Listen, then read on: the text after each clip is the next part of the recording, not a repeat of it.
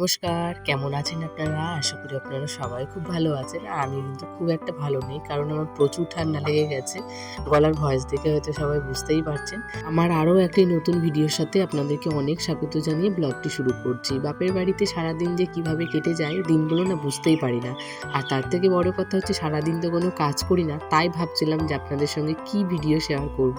কারণ কোনো কিছু তো করাই হয় না। মাম্মামকে দেখাশোনা থেকে সব কাজ A to Z কিন্তু মাই করে।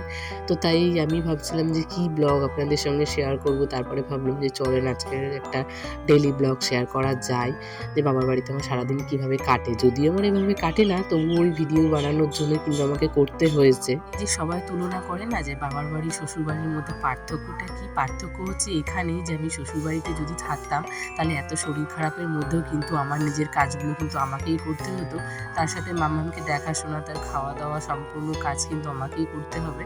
আর এখানে হচ্ছে বাপের বাড়িতে আমার যে শরীরটা খারাপ, আমার সম্পূর্ণ কাজ, মাম্মামের কাজ সবই কিন্তু মাই করে নেয়। আগের ব্লগে তো আমি তোমাদেরকে বলেছিলাম যে আমার কি জন্য আমি এখানে এসেছি। তো ডক্টর দেখানোর জন্য এসেছি। ডক্টর তো দেখানো হয়ে গেছে, তার সঙ্গে যা যা রিপোর্ট করতে দিয়েছিল সবই কিন্তু করা হয়েছে। তার সঙ্গে ছবি তুলতে দিয়েছিল, সেটাও করা হয়েছে।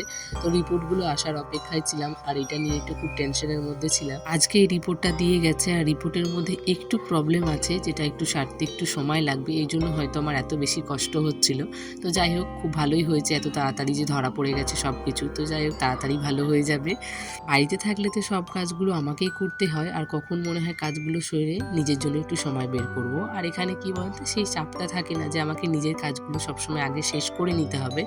ওই কাজ করার মাঝখানে দেখেন এখানে আমরা কিন্তু সবাই মিলে একটু এই যে পেপসিগুলো খেয়ে নিচ্ছি। আর মাম্মামের তো ঠান্ডা লেগেছে, আর আমার ভীষণ পরিমাণে ঠান্ডা লেগে গেছে, কিন্তু তার মাঝখানেও না এগুলো আবার খাওয়ানো যাচ্ছে না। মানে এই ঠান্ডা খাওয়ার পরে মনে হয় আমার ঠান্ডাগুলো আরও বেশি হয়ে যাচ্ছে। তো ওষুধ আনা হয়েছে, এখন ওষুধ খাচ্ছি, তার সঙ্গে ঠান্ডাও খাচ্ছি, তো কীভাবে কমে বলেন। আর মা অনেকগুলো জামা কাপড় কেচেছিল, সেগুলো ভাঁজ করা হচ্ছিল না, তাই মা বললো ভাঁজ করে দিতে। তো এখানে আমি না, এগুলো বোন সব জামা কাপড়গুলো ভাঁজ করে নিয়েছে বলে আমার কাজটা কমে গেছে। আর ও যদি না থাকতো তাহলে কিন্তু এই কাজগুলো তখন আমাকেই করতে হতো। তো আগে আমরা যে ঘরে ঘুমিয়েছিলাম সেই ঘরের বিছানাটা তুলে নিলাম। তারপরে এসে গেছি ভাইয়ের ঘরে। যেহেতু ভাই অনেকটা দেরি করে ঘুম থেকে উঠেছে, আমরাও কিন্তু অনেকটা দেরি করে ঘুম থেকে উঠেছি। বলতে পারো আমাদের সকাল শুরু হয়েছে সকাল 10টার সময়। তো ঘুম থেকে উঠেই দেখছি এখনো কিন্তু আমি ফ্রেশ হইনি, মানে ব্রাশ করিনি। তার আগে ঘরের কাজগুলো করে নিচ্ছি। আর মাও দিকে কিন্তু রান্না বসিয়ে দিয়েছে। তোমাদেরকে দেখায়, বাড়িতে অনেক দিন ধরে কিনবো করছিলাম, বাট কেনা হয়নি। তো ফাইনালি আজকে কেনা হয়েছে। তো মাই কিনে দিয়েছে সকালবেলায়, আমি দেখিনি। গেস করো তো।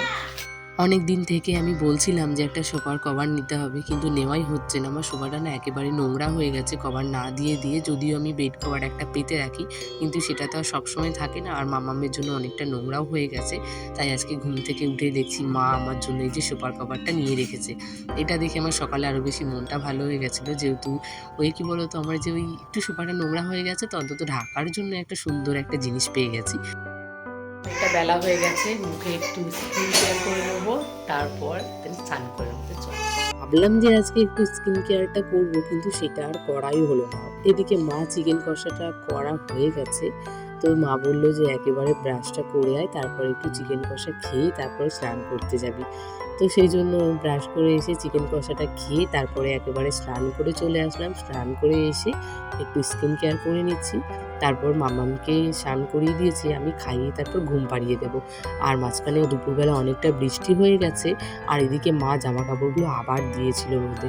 তো এই বারবার করে বৃষ্টি আসা আর এই মানে জামা কাপড়গুলো তুলে রাখায় খুব বিরক্ত লাগে। তাই ভাবলাম যে চলো মা উঠিয়ে রেখে দাও, এখন আর লাগবে না। সন্ধেও হয়ে গেছে, যদি এত পরিমাণে মেঘ উঠেছে, তাই মামাম এখানে মাকে হেল্প করছিল। আর এখন মাম্মাম ছোট, তো তাই সব কাজে একটু একটু করে সাহায্য করতে যায়। যখন বড় হয়ে যাবে তখন হয়তো এগুলো আর করবে না। আর এখানে ঠাম্মার গাছে দেখো সজনে ডাঁটা হয়েছে, একেবারে সরু সরু, সবেমাত্র হয়েছে। তো সেটাই দেখছিলাম। আর কিছু মোটা মোটা হয়েছিল, সেগুলো কিন্তু পেরে নিয়েছে। মানে আমাদের আজকে রান্না হয়েছিল, সেগুলো খাওয়া দাওয়া হয়েছে, আবার হয়েছে। মানে এগুলো 2-3 দিন পরেই আবার খাওয়া যাবে। তো সেগুলোই দেখছিলাম, চাঁদের মধ্যে বেশ ভালো লাগছে। চলো আজকের মতো ভিডিওটা কিন্তু আমি এখান থেকেই শেষ করছি। ভিডিওটা তোমাদের কেমন লেগেছে অবশ্যই তোমরা কমেন্টে জানিও। আর নতুন নতুন বন্ধুরা সবাই পাশে থেকো। দেখা হবে নেক্সট ব্লগে। টাটা।